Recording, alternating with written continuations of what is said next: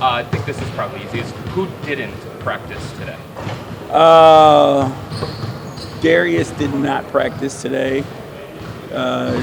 Jarrett participated in practice today. Looking at who's over there. That's about it. Did Donovan practice? Yes, he practiced Yes, today. he did. Is he going to play? We'll see. Did you feel like you saw enough from Jarrett in how much time he missed that you would be comfortable putting him in a game environment at this point? I mean, I think you know what Jarrett is going to do. What we have to do is figure out a way to recreate some of the random things that can happen. So we'll do that before we put him on the floor. Any more questions? What are the emotions like for you going into a game against a team that you just saw in April, knowing what those stakes were back in April? I mean, it's, very early in the season. Obviously you want to play well, and, you are human, so you do have those emotions.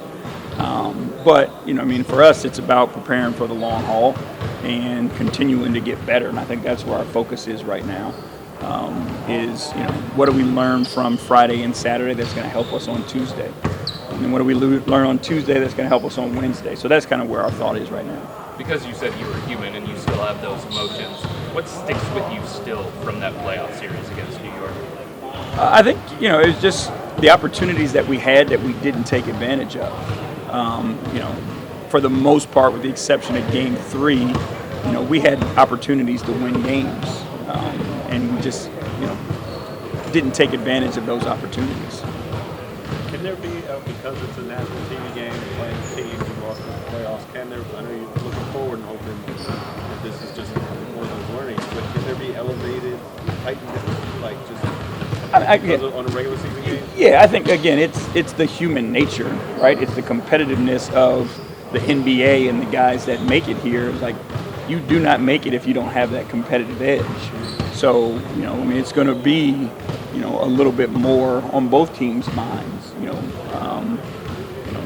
that, clash that we had in April. So, just their human nature, you expect them to, perk up a little bit. You said applying for you guys, you take it there for Friday and Saturday tomorrow's game. What have you guys learned from Friday and Saturday that you're going to try and apply? Just areas where we can be better, defensively, what we need to do in fourth quarters, when you're talking about three-point shots given up.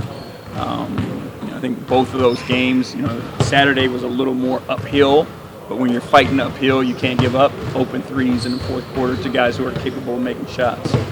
Friday night, same thing, you're on top, and you give up threes to shooters that allow them to get back in the game. So I think those are things that we can learn and just have to get better from. How that series unfolded last year, how much did that play a role in what you guys did in the offseason in terms of getting Max in the game, like adding shooting? Is that a big part of it? I mean, I think we knew an area that we needed to improve.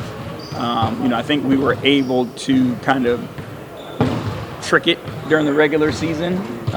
But what the playoffs does is exposes teams' weaknesses and strengths. And the way, the Knicks were able to guard us because of that, didn't allow our best players to be at their best.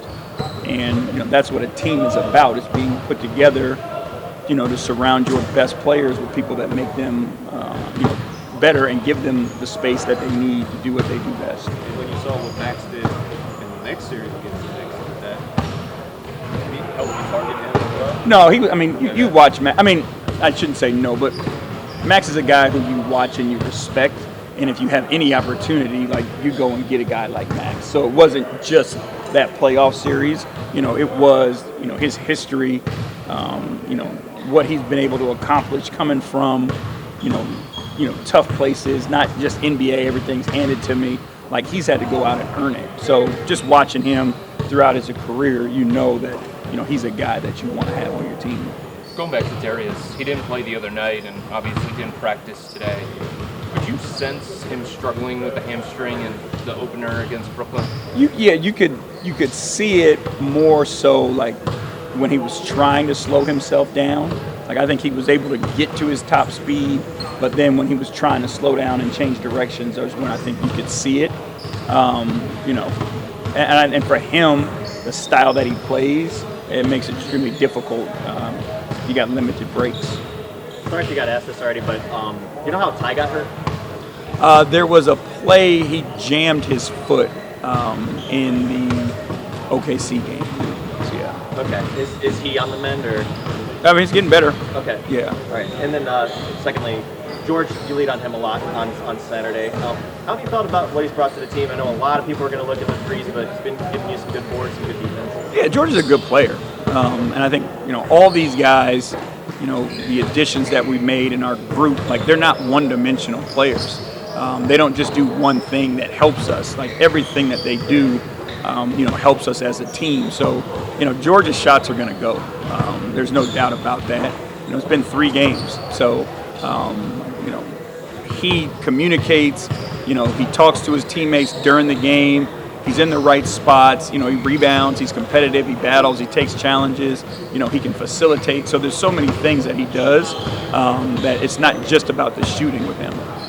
Going off of that, Max mentioned the other day that he doesn't consider himself just a strictly shooter. He just calls himself a basketball player. And I know you expressed similar sentiments that it's a disservice to his game just to sort of as a shooter. Do you think just the way he's played in the first 3 games and also preseason really just backed up that belief you have? Yeah, I mean, it's, you know, again, you study a lot, you have a lot of conversations, and, you know, I mean, like, he's a very versatile player.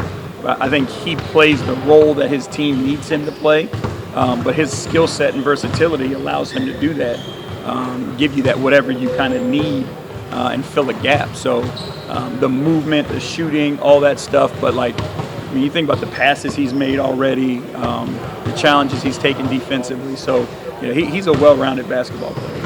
When you see that Spruce-Mobley connection, I mean, it seems like it's advancing pretty quickly. I mean, I know you talked about it in the preseason, but is it almost like better than you expected at this point? Yeah, I mean, it's you know, a highlight of 2 highly intelligent basketball players, right? So you put them together in space, and they see things so quickly, and they see them the same way. You know, so it's unique, but again, it's a credit to their intelligence.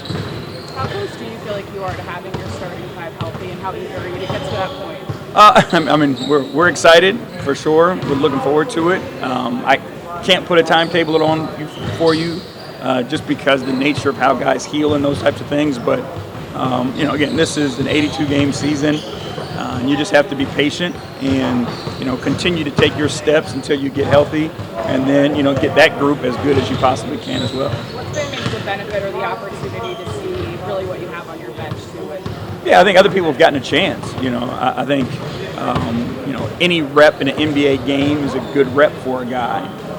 You know, it gives us a chance, like, to see, you know, in extended minutes what guys are capable of and how they can help the team. So, you know, and it gives them confidence and belief as well. So, you know, there is a silver lining to it, but obviously we're looking forward to having our guys back. In the event Evan Donovan and Jared play tomorrow, will they be on a mini restriction, or will you guys be mindful of that just to reactivate guys? I mean, I think we'll always, you know, look at that as guys come back. It's more of a ramp up, but you know, we'll see how those guys feel tomorrow. It seemed like Tristan played pretty well the other night. Has he moved up in your pecking order at all? Or? Tristan is always available, and that's the best part about it. It's like he knows exactly who he is. You can play him in the first half, you can play him in the second half, and he's going to go out and impact the game the same way. So it's a luxury for us to have him. Thank you, guys.